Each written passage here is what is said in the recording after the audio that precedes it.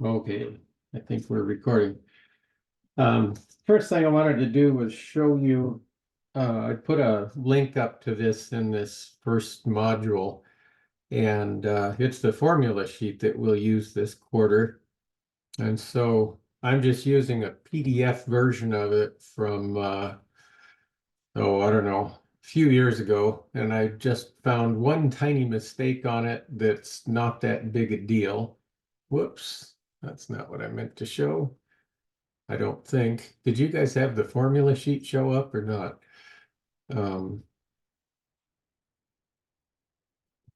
Okay. Actually, can anybody tell me if they're seeing the formula sheet now, either out loud or in the chat? Okay, you are. All right, good. Anyway, this is the formula sheet.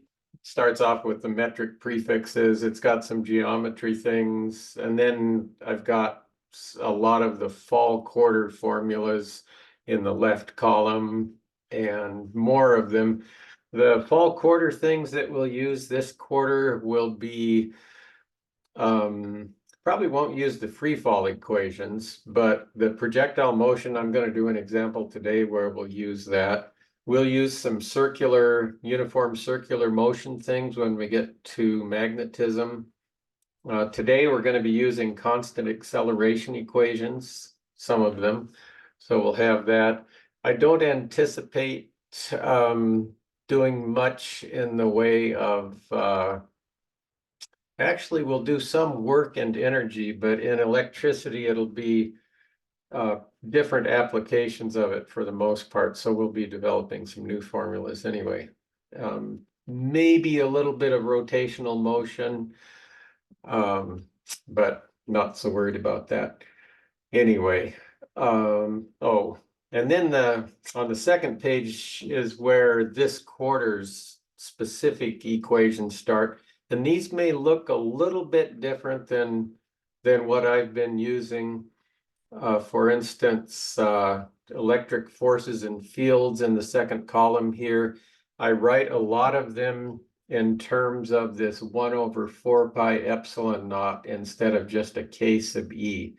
So anytime you see 1/4 pi epsilon naught, you can replace that with 8.99 times 10 to the 9th Newton meter squared per Coulomb squared. So that'll work.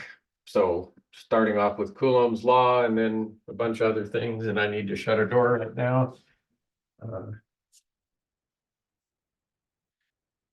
Anyway, have those things. Various electric fields. We'll calculate some of these and then you'll see how we can use those. A lot of these things you won't know what they are yet. But anyway, there's a bunch of electricity equations. And then starting on the third page, we got magnetic forces, stuff like that. And toward in the middle column on the third page, we start the special relativity formulas. And those are things, our last unit. And I've got a bunch of various things that show up in special relativity, relativistic momentum and energy. Turns out they're different. There's this formula E rest equals mc squared. Huh, that's interesting.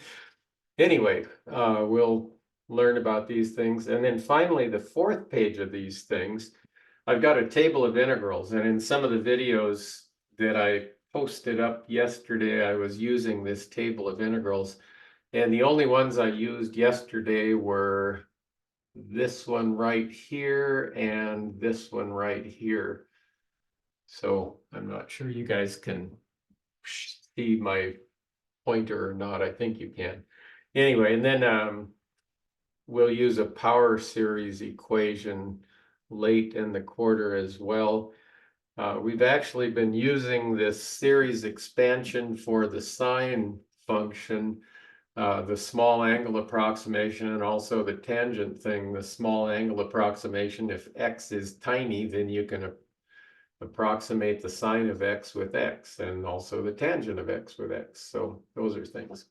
And then at the tail end of this, I've got a table of units, and It's not so bad when we're dealing with electricity that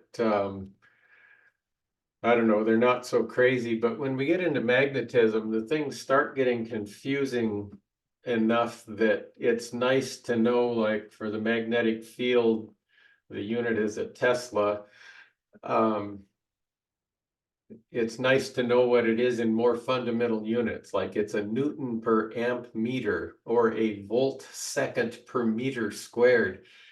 Sometimes some of the problems that we do, they just get really confusing with the units, and it's nice to have them simplified a bit. So that's some stuff that we'll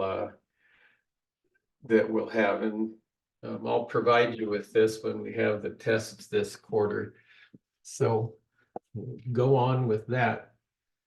One of the first things I wanted to do today was before we start this stuff with motion of charged particles in electric fields, I was going to show you something that I don't do at fall quarter because fall quarter, many of you won't have had integration by that time. I know a lot of you have, but it's a way to get the one-dimensional equations of motion starting from the definition of acceleration. And acceleration is dv dt. It's the time rate of change of velocity, and we'll just be dealing with this in one dimension. But if we just start with that and assume that a is constant, okay, well, the first thing I'll do is multiply out from underneath by dt and write a dt is equal to dv. And then I'm going to integrate both sides. For the time, I'm going to go from time 0 to some later time t. And for the velocity, I'm going to go from whatever the velocity was at time 0, which we've always called v naught, to what it is at some time v. Maybe I'll try to write these bigger. And when I integrate the left side, I'll pull the a out of the integral because it's constant. And so I'll have a times the integral from 0 to t of dt, and that'll equal the integral from v naught to v of dv. Okay, well, when you integrate dt, you just get t, and so I'd have at evaluated at 0 and t, which is just at for that one. And on that's on the left side, and on the right side, when you integrate dv, you get v, but it's evaluated at v naught and v, which is going to end up being v minus v naught. And so you have v minus v naught equals at, or v is equal to v naught plus at. So there's one of our constant acceleration equations that we had there. And then we recognize that v is equal to dx dt. Now, something to keep in mind, v naught is a constant, a is a constant, v is something it's dx dt. So you can rewrite this as dx dt, and I'm making this longer than it needs to be because I'm talking through everything while I'm doing it, but that'll equal v naught plus at, multiply out from underneath by dt, and you get dx is going to equal, I'll distribute the dt through here, it'll equal v naught dt plus at dt, and then you integrate everything on here. Integrate x from what it is at time 0, x naught, to what it'll be later. Integrate this thing, and I'll put the integral here because v naught is a constant. We're just going to go from 0 to t. Here, I'm going to integrate the a as a constant, and I pull it out. Oh, the v naught is a constant. that was it, 0 to t, and evaluate this. And let's see, need another piece of scratch paper to finish this off. Not that this isn't any big mystery, but if you integrate dx from x naught to x on the left side, you'll just get x naught, whoops, x naught minus x. When I integrate this, I will just get integral of dt from 0 to t is just t, so I get v naught t plus, when I integrate t dt, I'll get 1/2 at squared for that one, and end up with x naught is equal, or excuse me, I also have these backwards. This should have been x minus x naught. Did you catch that? Anyway, when you're all the way done, you end up with x is equal to x naught plus v naught t plus 1/2 at squared. And by the time you've done this about 2 times, you'll skip most of the intermediate steps and you just go directly from a equals dv dt, and really quick you'll get v equals v naught plus at, and then almost as quick you get to x is x naught plus v naught t plus 1/2 at squared. So just knowing a little bit of calculus, you can develop those things just from what the definition of acceleration happens to be. So we'll be using those today. All right. Now, the main topic for today is the motion of charged particles in uniform electric fields. And we've done a couple of electric field calculations so far, but we've ended up with electric fields that depend on the geometry. All of them so far have gotten weaker with distance if we move far away from something. And that's just the way they've been. But it is possible to produce in a small volume of space a uniform electric field, or if you have a large particle accelerator, you may have a relatively large volume of space with a uniform electric field, like someplace like CERN, the particle accelerator on the Swiss-French border. But we'll just imagine that we do have this uniform electric field of 520 newtons per coulomb, and we put an electron in there that's initially at rest and then release it. Okay, now things to remember that are important in all of this. The electric field, and I'll write it as a vector here, is the force per unit charge. Okay, and so when that's the case, the actual force that's on something, again, as a vector, the force will equal whatever the charge of that object happens to be times the electric field. And so that's something to keep in mind. And then we'll combine that with Newton's second law, which is F is equal to ma. And we can figure out what the acceleration, excuse me, what the acceleration of a particle is. It's just going to be, in this case,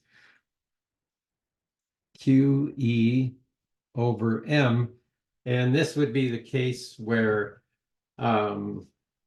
maybe we've got just an electric field acting on it, or the electric field or the electric force is so much stronger than the, say, the weight of the particle is that we can ignore gravity. And that's definitely going to be the case here. We'll find out that we have a tremendously large acceleration for both the electron and for the second part, the proton. But that'll be the acceleration of it.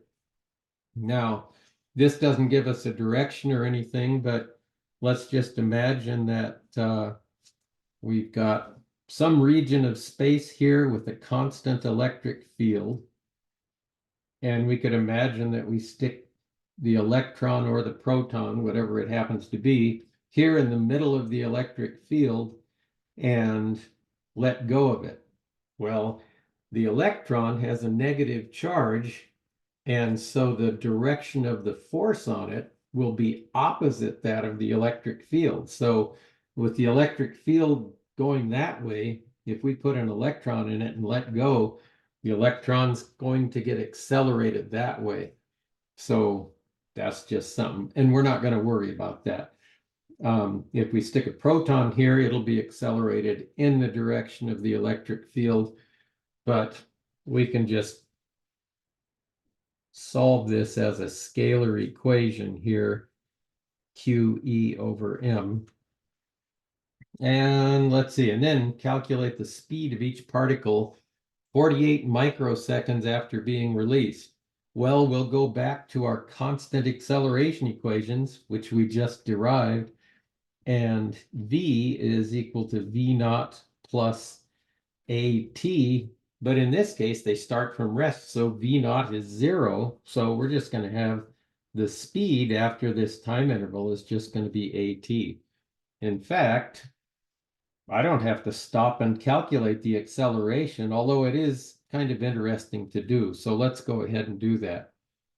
For the electron, the acceleration will equal Q. That'll be, and I'm just going to go for magnitude here. So the charge of the electron, 1.60 times 10 to the minus 19th coulombs. And then the electric field strength is 520 newtons per coulomb. And we divide that by the mass of the electron, 9.11. Now, so far, this looks like it's going to be a really tiny thing, except that'll be the numerator is the force that's acting on the electron. But when we divide by the mass of it, that's 9.11 times 10 to the minus 31 kilograms. Dividing by something this tiny is going to give us a tremendous acceleration.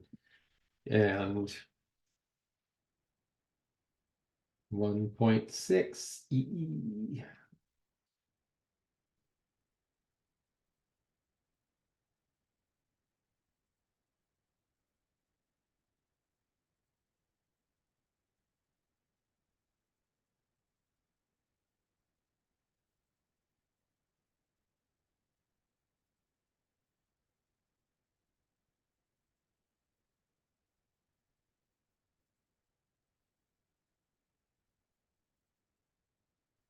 Okay, try this again. I'd somehow forgotten to put the 3 on that exponent, so I ended up with a tiny acceleration. I get an acceleration of something like 9.1 times, and it's sort of ridiculous to keep, yeah, we only have 2 sig figs on this and this. So we'll call it 9.1 times 10 to the 13th meters per second squared. Okay, now acceleration due to gravity is 9.81 meters per second squared. This is 13 orders of magnitude, or 12, yeah, 13 orders of magnitude bigger than that. So we can safely ignore gravity in a problem like this. So that's the acceleration of the electron. For the proton, the acceleration, absolute, or the magnitude of it, all I have to do is replace the mass here with the mass of a proton. So rather than redoing the same thing, the mass of a proton is 1.67 times 10 to the minus 27th kilograms. And these are on a poster in the front of the classroom. So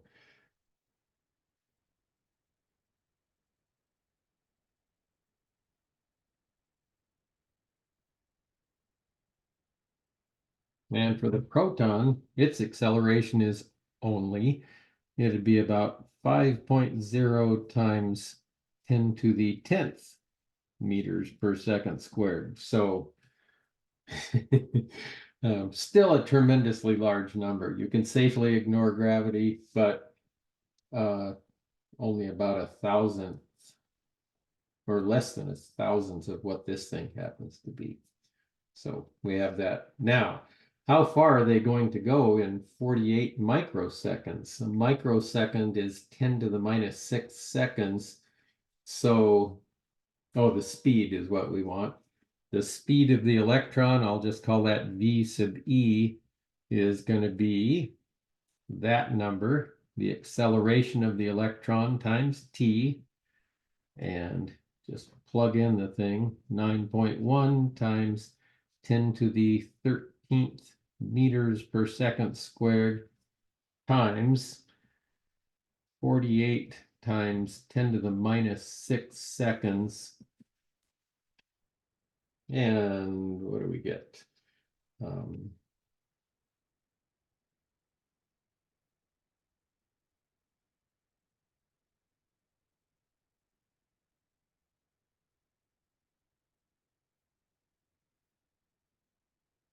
Okay, and I get 4.4 times 10 to the 9th meters per second. And there's a problem with this, and that is that this is faster than the speed of light. And we'll learn late in the quarter when we study special relativity that that's not going to work. And so we'll have to use some of our more advanced techniques that we'll learn spring quarter to figure out just how fast it would be going after 48 microseconds. And actually, I'm not positive that we actually get to that. Actually, we might be able to integrate to figure that out. For the proton, though, that would be the acceleration of the proton times the same thing. Proton was 5.0 times 10 to the 10th meters per second squared, and 48 microseconds.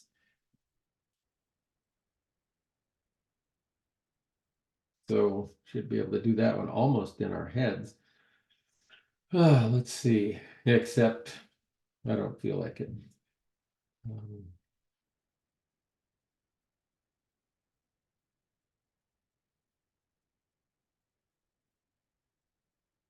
Okay, it's going at a pretty good clip too, but not faster than the speed of light.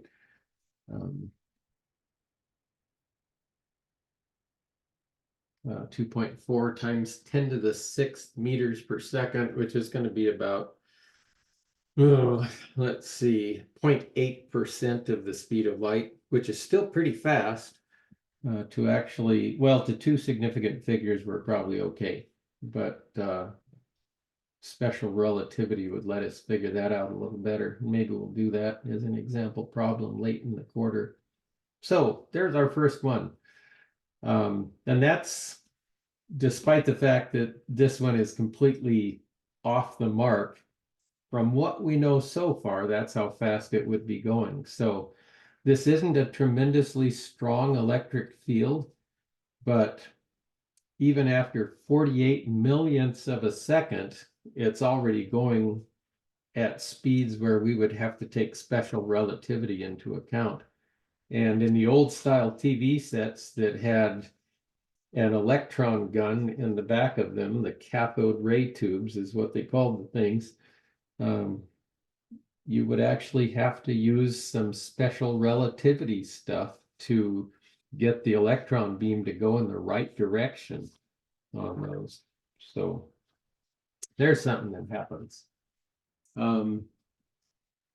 Here's another one. We have an electron traveling with an initial velocity equal to 8.6 times 10 to the 5th meters per second in the i-hat direction, entering a region of uniform electric field given by E equals 4.1 times 10 to the 3rd newtons per coulomb in the i-hat direction. So we could kind of make a sketch for what might be happening here and just sort of imagine that you've got a region out here where there's no electric field, and you send your electron shooting into there, and then you get, this would be V initial for the electron. You get into this region here where there is a uniform electric field, and E, and it's uniform. It's pointing in the same direction that the electron is initially traveling. However, because the force that's acting on the electron is equal to its charge times the electric field, the electron has a negative charge. That force will be opposite the direction of the electric field. And so the force on the electron is actually going to be in this direction. And we're supposed to determine how long, well, besides the acceleration of the electron, we also have to figure out how long it takes to come to rest after it enters the field and how far does it move. So we can do that stuff. Now, first, the acceleration of the electron will equal QE over M again. And that's because force in this case is going to equal MA. And so we'll stick in the numbers here and actually get a correct direction on it this time. 1.60. Oh, we've only got 2 sig figs, so I'll just call it 1.6 times 10 to the minus 19th coulombs times that electric field, 4.1 times 10 to the third newtons per coulomb in the I hat direction. And I divide by the mass of the electron, 9.11 times 10 to the minus 31 kilograms. Okay, coulombs times newtons per coulomb would give me newtons. A newton is a kilogram meter per second squared. If I divide that by kilograms, I just have meters per second squared for this value. This is a vector. It's got an I hat on it. This is a scalar, this is a scalar, and I forgot to put the sign on the charge. So there we go. That's a negative thing, and that'll reverse the direction of this.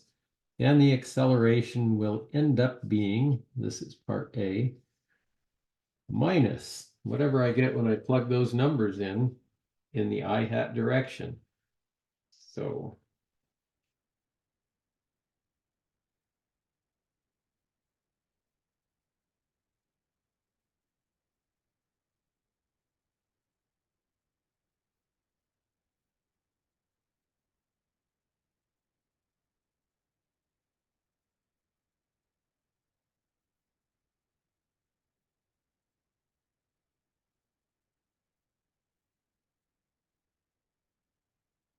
okay, a measly acceleration of 7.2 times 10 to the 14th meters per second squared in the I hat direction.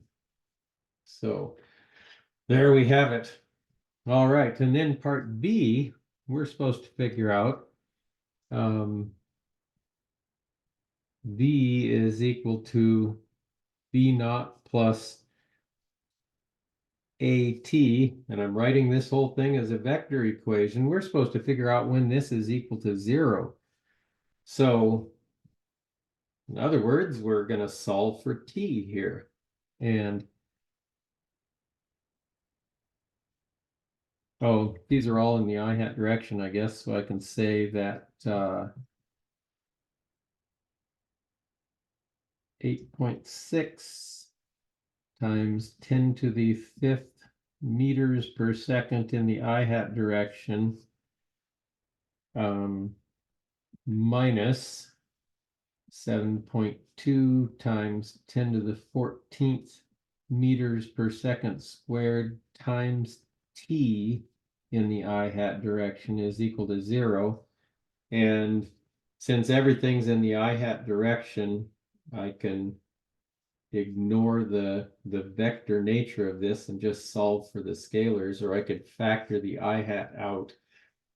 But anyway, I'll end up with T is going to equal 8.6 times 10 to the 5th meters per second.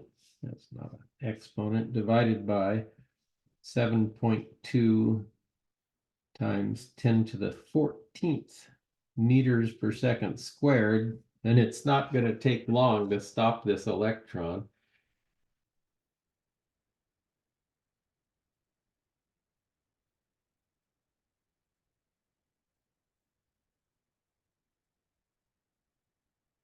I get 1.2 times 10 to the minus ninth seconds. That's 1.2 nanoseconds. So it doesn't take very long to stop this electron. So this would be kind of the electron equivalent of running into a brick wall, I guess, where wham, just like that, it stopped. Although for an electron, maybe that's a long time. Who knows? Okay, so how far does it move in the field before coming to rest? Well, delta x is, or I could say x is going to equal x naught plus v naught t plus 1/2 at squared. That's one way of looking at this, or we could use our v squared minus v naught squared equals 2a delta x. In fact, I think I'd sort of prefer to use this one. So although I do know how long it travels before it comes to rest, so I could do this either way. In fact, let's just go ahead and do it with time. We'll have x minus x naught is going to equal v naught, which is that 8.6 times 10 to the 5th meters per second,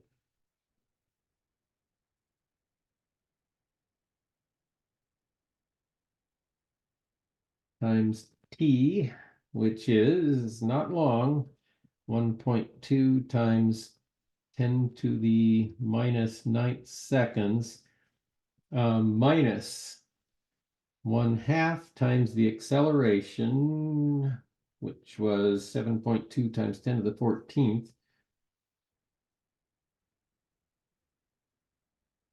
meters per second squared, times t squared, 1.2 times 10 to the minus 9th seconds.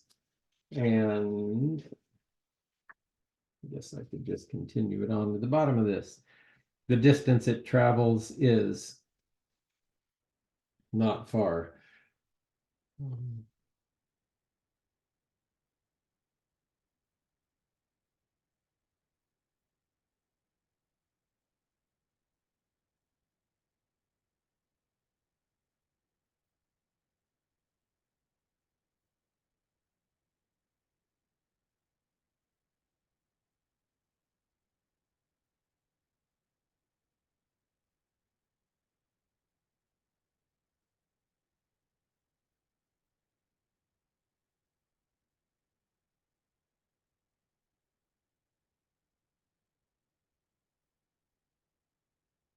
And here's hoping I did this right.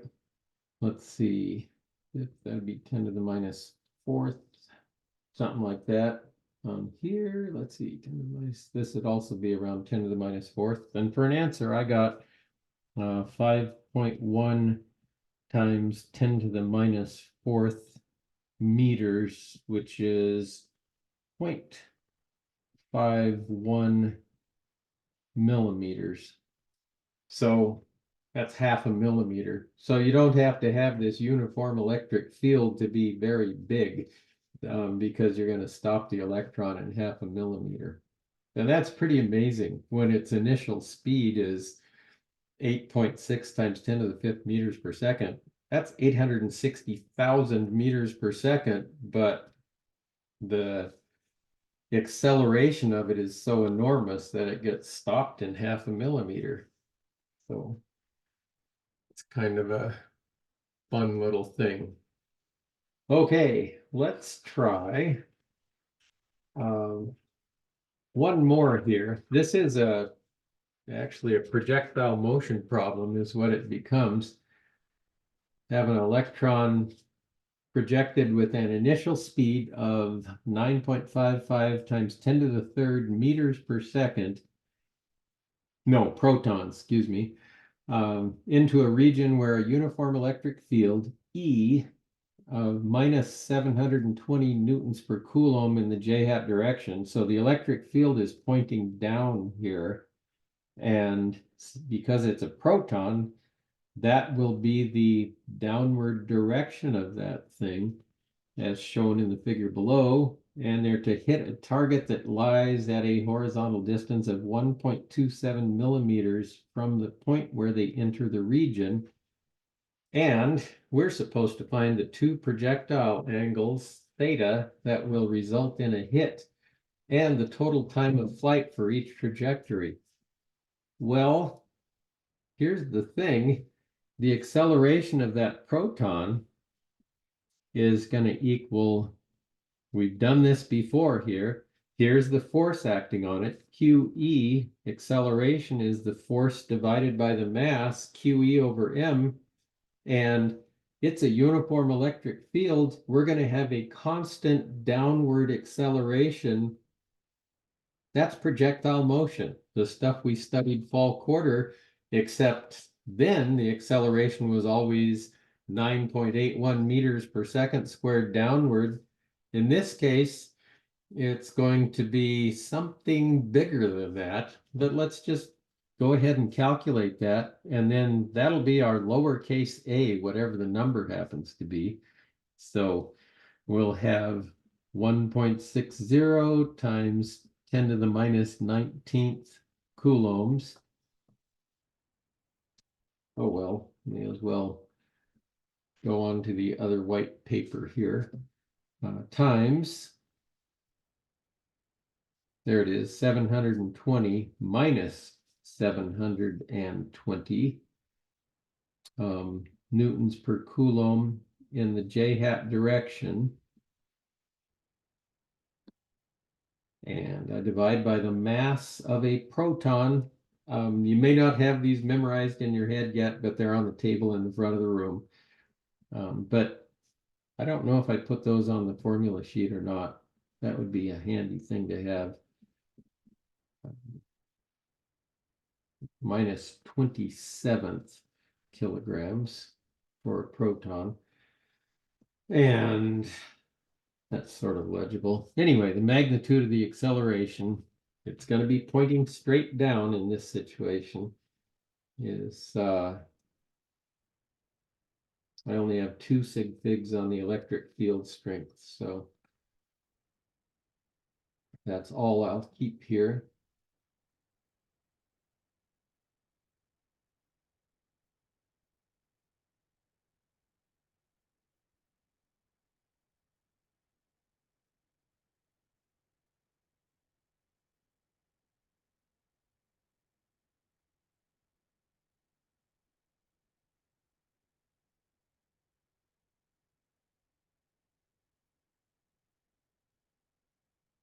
Okay, I get an acceleration of about, let's see, 6.9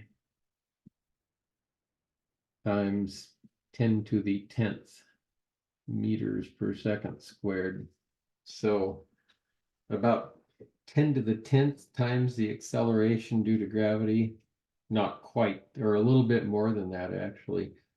10 to the 10th is 10 billion. So 10 billion times the acceleration due to gravity. So we can safely ignore gravity in this situation. And so that's our acceleration. And then we go and think about our projectile motion equations. And something we had for projectile motion was that v sub x is equal to v naught cosine of theta. And if you make a little sketch here, so here's v naught, and here's the angle that it makes with the horizontal, v naught cos theta, which in this case, we're given the initial speed. Oh, we don't know the angle theta. That's what we're going to try to figure out. And we also will have v sub y is equal to v naught sine of theta. So we had those two things. And what else? Let's see. V sub x is constant. V sub y is V naught y minus GT. Y is equal to y naught plus V naught y minus 1/2 GT squared. I don't know if you remember all that stuff or not.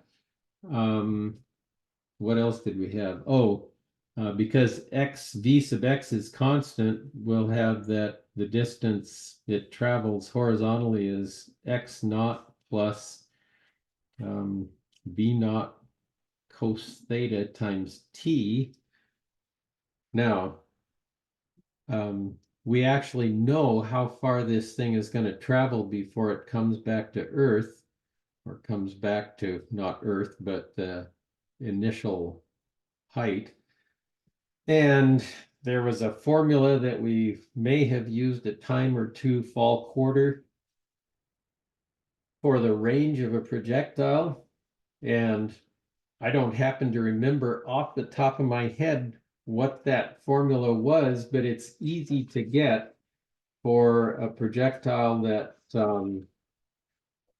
is lands at the same height that it was launched from. And I think I'll just go ahead and do that. When that's the case, y and y naught are going to be the same thing. This will be for the time of, oh, there's a t in here. The time of flight here. And so time of flight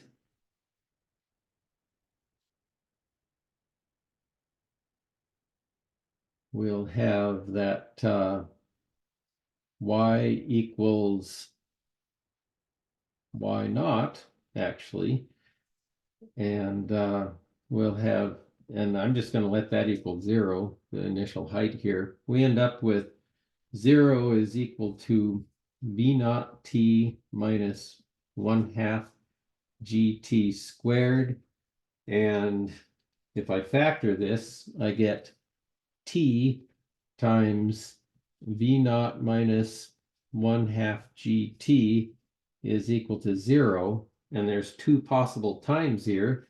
The time is equal 0. It's at that thing. Well, that's when we started timing. That's when it first gets launched. And we'll also have that v naught minus 1/2 gt is equal to 0, or the time of flight will equal 2v naught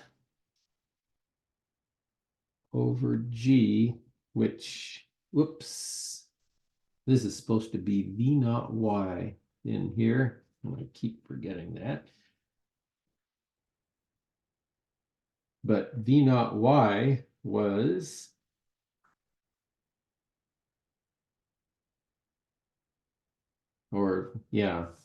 v naught y is v naught sine theta. So it'll be 2 v naught sine theta over g. This is how we get that range formula. And then I stick this into the x equation, and I'm going to let x not equal 0. So x will equal v naught cosine of theta times t, but t of the time for flight is that, and I get v naught cos theta times 2 v naught sine theta over g. And this is an equation for the range or the distance without t being in it. And the range of the projectile ends up being v naught squared and then 2 sine theta cos theta divided by g, and 2 sine theta cos theta is the sine of 2 theta. So this is v naught squared sine of 2 theta divided by g. And that's the range formula that might even be included in our projectile motion equations. I'm not sure, but we happen to know the range in this case. We know V naught squared, and we know, actually in this case, it's A, not G, because we've got a different acceleration. So I've been doing G's all along here, and but in this case, we've got A. So anyway, the sine of 2 theta will equal A times X divided by V naught squared. Okay, let's see if we can make any sense out of that. In this case, we know what the acceleration is. It's enormous. 6.9 times 10 to the 10th meters per second squared times the distance that it travels. It's only 1.27 millimeters. 1.27 times 10 to the minus third meters. That's what a millimeter is. And I divide by V naught squared, which is 9.55 times 10 to the third meters per second squared. Now on top, I'll have meters times meters per second squared. That's meters squared per second squared. On the bottom, I've got meters per second, but they're squared. That's also meters squared per second squared. So for that sine, I end up with a dimensionless quantity, which is good, because the sine of a function has to be a dimensionless quantity. So I'll get that the sine of 2 theta is going to equal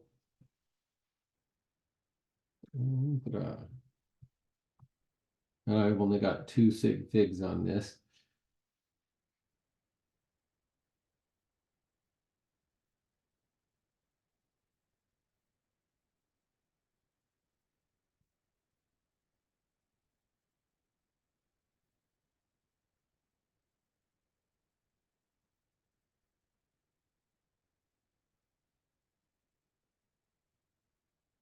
Okay, and I get 0.96 for the sine of 2 theta.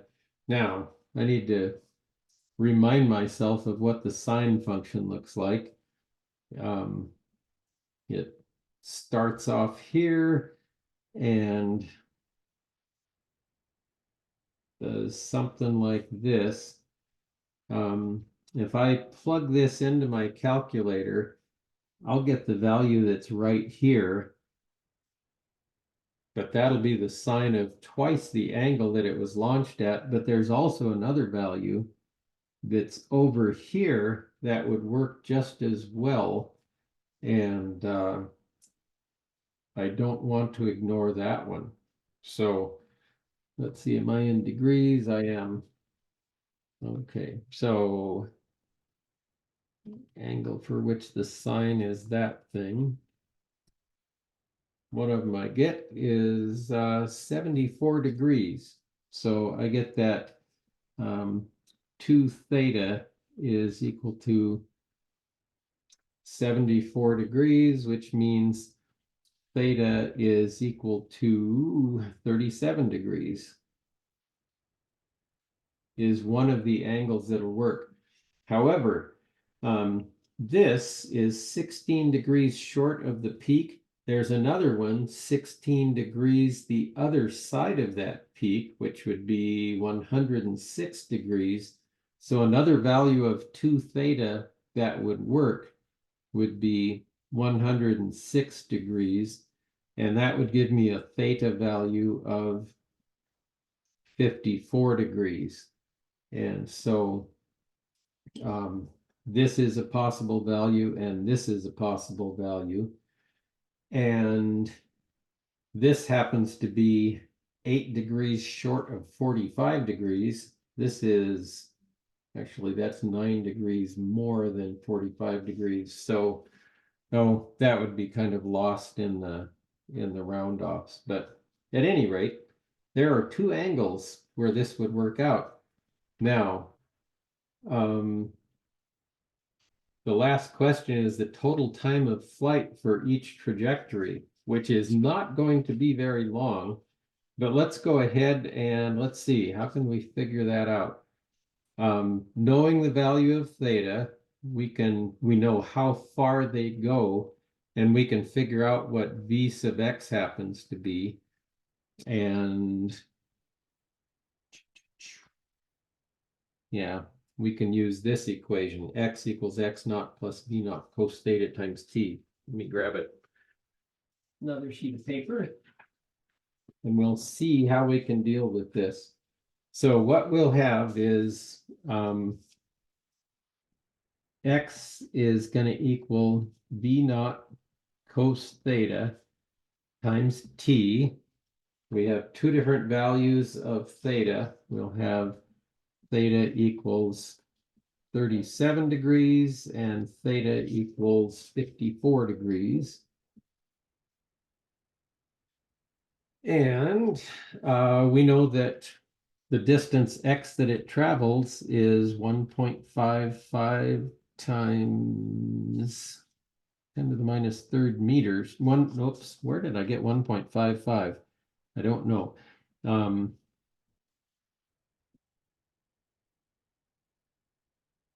We know that's how far it goes, and we know v naught is equal to 9.55 times 10 to the plus third meters per second. So we're just after the time of flight here. So t will equal x over v naught cos theta. So for the 37-degree angle, we'd be going 1.27 times 10 to the minus third meters. We'll be dividing by 9.55 times 10 to the third meters per second and times the cosine of 37 degrees. And for the second calculation, all I'll have to do is just change that 37 into a 54. So in the one case, the time of flight will be, for the 37-degree angle,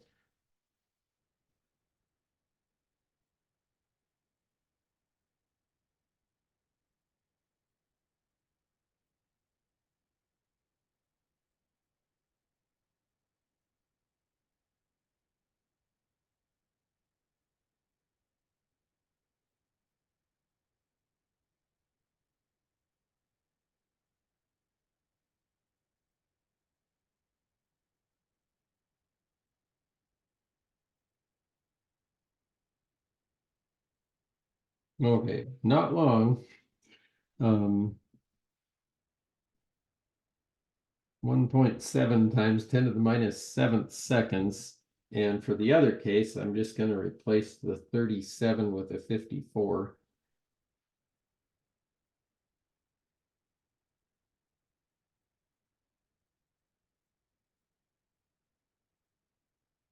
And I get a whole lot longer, 2.3 times 10 to the minus 7th seconds.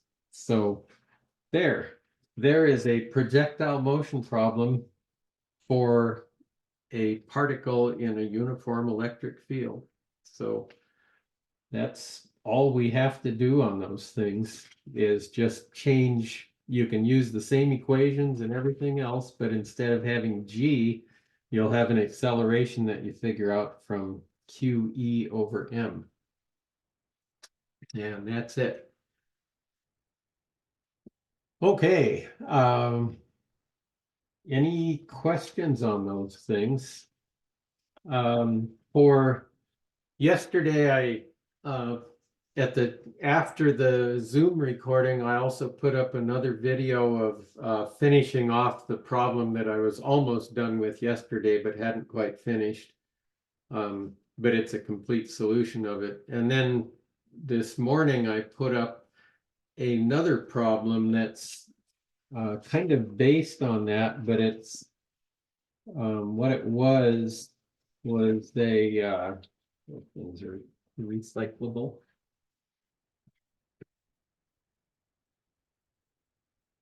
It's a situation where there is a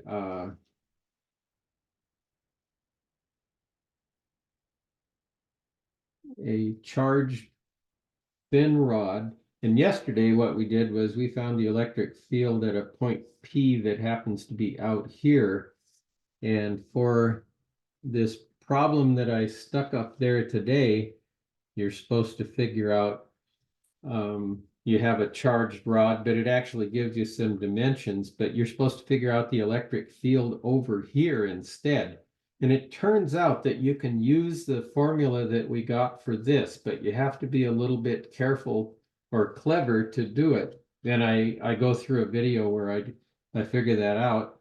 And then this one, you actually have numbers for the charge per unit length on here, and the length of this and this length and this distance. And you're supposed to imagine that you put an alpha particle here and you figure out what's the acceleration of that alpha particle. And that would be with I hat and J hat components. So that's another problem that I did with that same continuous charge distribution or something like it. And you might take a look at that because it's kind of unique the way you figure out an expression for the electric field here. And you can use the result of yesterday's problem. So I'll stop there. I haven't published the homework assignment yet, but I wrote that it was due next Tuesday on the thing that I passed out in class the other day. So hopefully you've been starting those. And I noticed looking at the questions that I ask on that they have to do with the first 2 units of the chapter on Coulomb's law. And so a couple of them have to do with charging by induction. And so you're going to want to read those sections. Okay. I'll stop the recording here and you guys all have a nice weekend.